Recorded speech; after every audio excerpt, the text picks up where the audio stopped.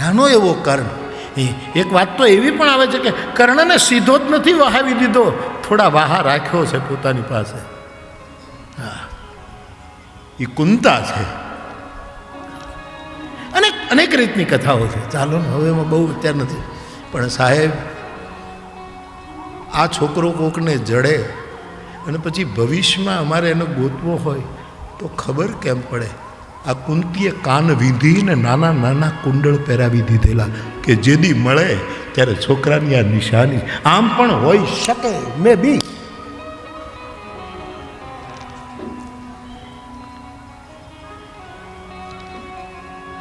કોઈ એમ કહે તો આ પરિચયનું એવું પણ હોઈ શકે. બાકી દૈવી યોગમાં, દૈવી વસ્તુઓમાં આના રહસ્યો ક્યાં ખોલી શકાય? કવચ પણ હોય, કુંડલ પણ હોય. એ કોઈ સામાન્ય નહોતા એ માણસો. આપણે હિમાલય એક જડ પહાડ છે, છતાં એને દેવાત્મા કહીએ છીએ. દેવાત્મા હિમાલય છે. તો કર્ણ તો મોટો દિવ્ય આત્મા છે.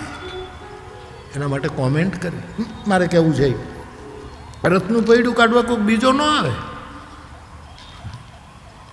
પણ ઓલો રથ ચાલતો હતો ને ત્યારે બધું રથ આમ હાલે ને આ એને બાણ ખેંચવું ને એમાં કૃષ્ણ બરાબર દેખાતો નહોતો. અને એમ થયું કે મને ખબર છે માણસને પોતાના મૃત્યુના ભણકારા વાગવા, અને જેણે શહીદી આપી હોય ને એને તો 1 કલાક પહેલાં ખબર પડી જાય કે મારે મા ભૌમ માટે હવે જવાનું છે. એને તો અંદરથી ભણકારા, એને એમ થયું કે આ રથનું પૈડું બહાર કાઢવાનું નાટક કરવું, એનું ઓલા યુદ્ધ થંભાવી દે સામેવાળા, તો જરાક આ મોર મુકુટવાળાને જોઈ લઉં, થોડું એને જરાક નિહાળી લઉં. આરણમાં જેટલા યુદ્ધ કરે છે એ બધાને કૃષ્ણના દર્શન થયા, અને પાછા દર્શન કરવા માટે દાદો ભીષ્મ આટલા મહિના સુધી વાટ જોઈને બેઠો. ઉત્તરાયણનો સૂર્ય બાના હતા. જીવન મુક્ત ઈચ્છા મૃત્યુને વળી શું ઉત્તરાયણ, શું દક્ષિણાયન.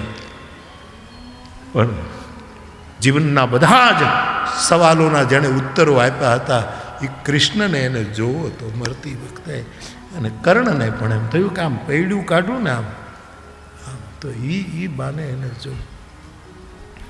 અને અહીંયા કૃષ્ણએ અર્જુનને કહ્યું, જ્યારે એને મારવાની વાત કરી ત્યારે કર્ણ બોલ્યો છે કે આ ધર્મ વિરુદ્ધ છે.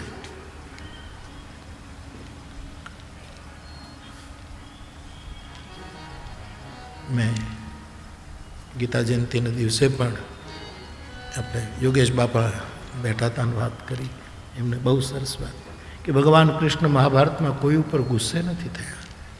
2-3 વખત ગુસ્સે થયા છે. મોટો માણસ ગુસ્સે ન થાય, રોષ દબાવી પણ ન રાખે, એના સ્વભાવમાં જ ક્રોધ. પણ જેથી ગુસ્સો કરે તેથી નિર્વાણદાયક ક્રોધ જાકર, તેથી આપણી મુક્તિ માટે એનો ક્રોધ હોય. આ 5 ભાઈઓ દુર્યોધનની સામે યુદ્ધ કરવા માટે કીધું કે અમે એક તારી સાથે લડીએ, અને જો તું જીતી જાય તો આ બધું અમે મેળવ્યું એ બધી વિજયની માળા પાછી તને બધું તને આપી દે. અને એ વખતે જે કૃષ્ણ ખીજાયા છે પાંડવો ઉપર કે તમે શકુની કરતાંય મોટા જુગારી છો. આ શબ્દો છે, શકુની કરતાંય મોટા જુગારી તમે 5 જણા. મને પૂછો તો ખરા, તમે 5 ભેગા થાવ ને તોય મારા મોટા ભાઈનો શિષ્ય છે આ બલરામ, આ દુર્યોધન એને જીતી નહીં શકો. એ તો હું બેઠો છું એટલે. આ શબ્દો, તમે ભિખારા છો, આ ભીખ માંગી અને તમે દાસ થવા જન્મ્યા છો. આ પાંડવો માટેના શબ્દ કૃષ્ણના છે. 5 ભેગા થાવ ને આ દુર્યોધન નહીં જીતાય. કેવો સમ છે મારો ગોવિંદ, કેવો સમચિત્ત છે આ મહાપુરુષ.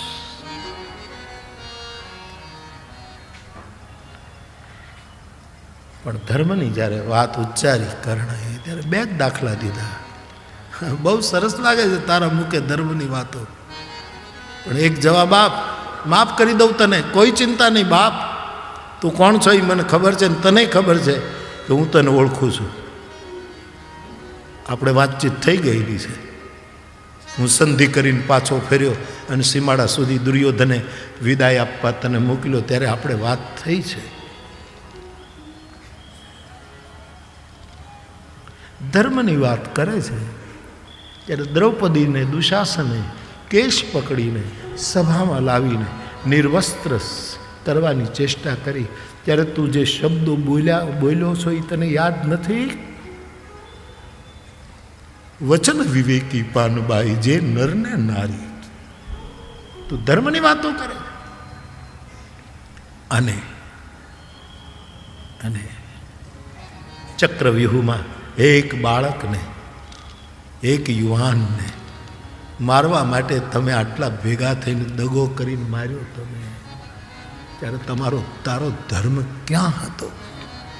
યુદ્ધના અમુક નિયમો હોય છે, યુદ્ધના અમુક ધર્મો હોય છે સાહેબ, એ નિયમો હોય છે.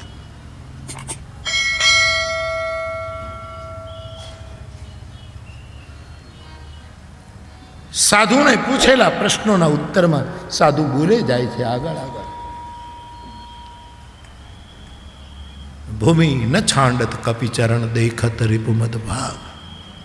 સાધુ પરમ સૈનિક છે, એને કેટલી સરહદો સંભાળવાની હોય છે સાહેબ. આધ્યાત્મિક ક્ષેત્રનો એ પરમ સૈનિક છે. એક તો એ બાપ કે જાણતો હોય બધું છતાંય બોલે નહીં, એ મારા દેશનો સૈનિક છે. બીજું લક્ષણ બતાવ્યું છે,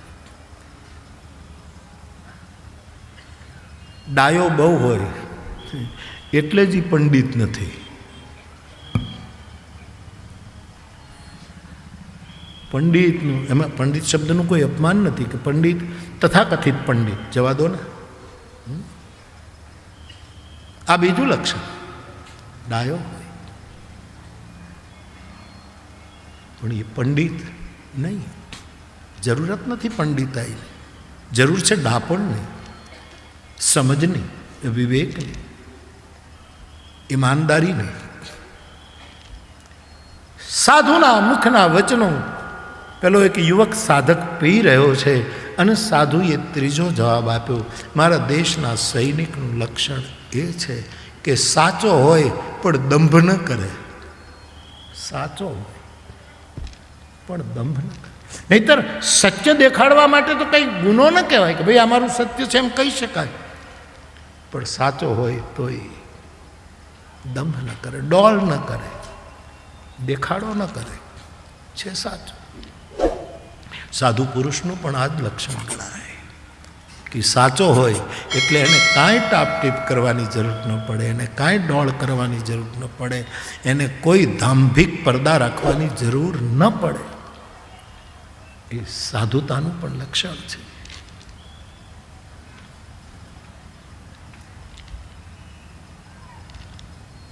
ચોથું, બીજાને માટે સાહેબ સાચો સૈનિક, અને આપણી તો આવી કેટલી ઘટના, સાચો સૈનિક બોર્ડર ઉપર રહી અને આખા દેશની રક્ષા કરવા માટે પ્રાણ આપે, એ તો છે જ, એ તો એના જીવનમાં લખાયેલું છે.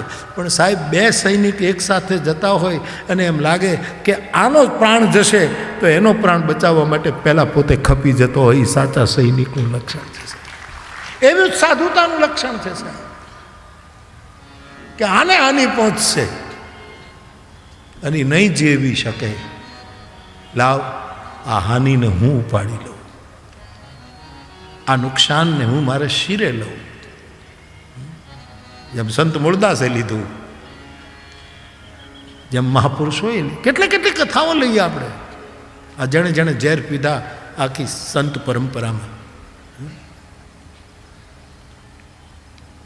ઈસાઈઓની કથામાં પણ આવા પ્રસંગો મળે છે, ઇસ્લામ ધર્મની કથાઓમાં પણ આવા પ્રસંગો મળે છે. એકાબીજામાંથી પ્રેરણા લઈને લીધા હોય કે જે હોય તે, કારણ કે ઘણી વસ્તુ મૂળમાં હોય ને એ પછી આવેલામાં એ બધી અમુક વસ્તુ ઉતરે છે, અમુક ઉતરે.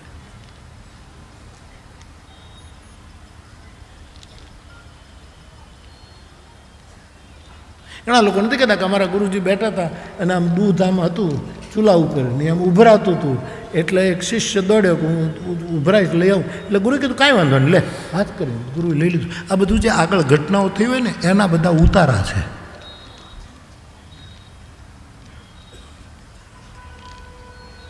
આ જગત હવે બહુ તૈયાર છે, બહુ હવે આમાં કાંઈ બહુ હાલે એવું નથી આમાં, પણ અમુક વસ્તુ ઉતરે છે.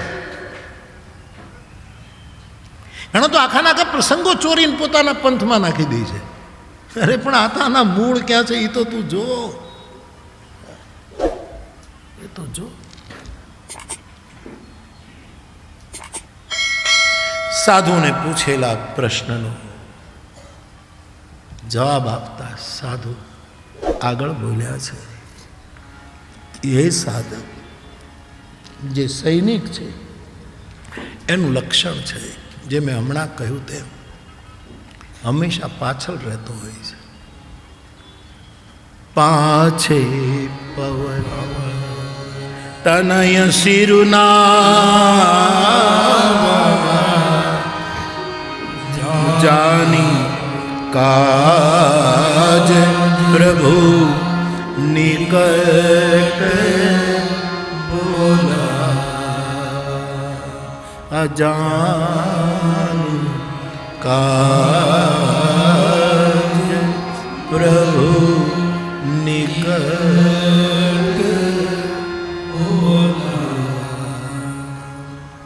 આવા લક્ષણો, એ સાધુ કથિત લક્ષણો જ્યારે હું વિચારું ત્યારે મને એમ લાગે કે આપણા સદભાગ્ય, આપણે ગૌરવ લઈ શકીએ કે આપણી આર્મીમાં તો આવા મોટા પ્રમાણમાં લક્ષણો દેખાય છે. બીજા દેશની આર્મીને હું ન કહી શકું, કારણ કે આપણો અભ્યાસ નથી. પણ જ્યાં સુધી આ મહાન દેશની આર્મીનો પ્રશ્ન છે ત્યારે એની કુરબાની અને એ કુરબાનીના સ્મરણ ઉત્સવમાં જ્યારે આ કથા મંડાણી છે સાહેબ, ત્યારે આ શહીદોનો ભંડારો છે સાહેબ, અને ભૂમિકામાં આ બે ચોપાઈ લીધી છે સાહેબ. જે બધાને ખબર પડી ગઈ છે, પણ જે કાંડમાં આ ચોપાઈઓ છે તે કિષ્કિંધા કાંડ છે. બહુ નાનો એવો કાંડ રામચરિતમાનસનો, ખાલી 30 દોહા. માસપારાયણ જે રામચરિતમાનસનું માસપારાયણ કરતા હશે, એક જ દિવસનો વિશ્રામ છે. 30 દોહા છે કિષ્કિંધા કાંડ. અંગદ ટુકડીનો નાયક છે, શ્રી હનુમાનજી પ્રાણનું રક્ષણ કરનાર પાછળ છે, અંગનું દાન કરવાવાળો આગળ છે, અથવા તો આટલું બધું સમર્પણ ભાવ લઈ અને એ આગળ વધે છે. સીતાની શોધ કરવા નીકળેલી આ ટુકડી જંગલમાં ભૂલી પડે છે. બધાને ભૂખ તરસ લાગી છે. એક બાજુ કિષ્કિંધાના નરેશનો હુકમ છે કે સીતાની શોધ લીધા વગર જો મુદ્દત પૂરી થાય અને જો ન આવ્યા તમે તો મારા હાથે તમારો વધ થશે. મૃત્યુ દંડનો પહેલેથી સંકેત આપ્યો છે કે મારા હાથે એ મરશે જો મુદ્દતમાં સીતાની શોધ કર્યા વગર આવશે તો. અને આ લોકો જાનકીની ખોજ કરતા કરતા, રાષ્ટ્રની શાંતિની ખોજ કરતા કરતા, રાષ્ટ્રની ઉર્જાની ખોજ કરતા કરતા, રાષ્ટ્રની મહાશક્તિની ખોજ કરતા કરતા, રાષ્ટ્રની ભક્તિની ખોજ કરતા કરતા, આ સીતાના બધા જ અર્થો છે જાનકી માટેના. જાનકી માટે એટલે ભક્તિ, જાનકી માટે આદિશક્તિ જેહી જગ ઉપજાયા સીતા. જાનકી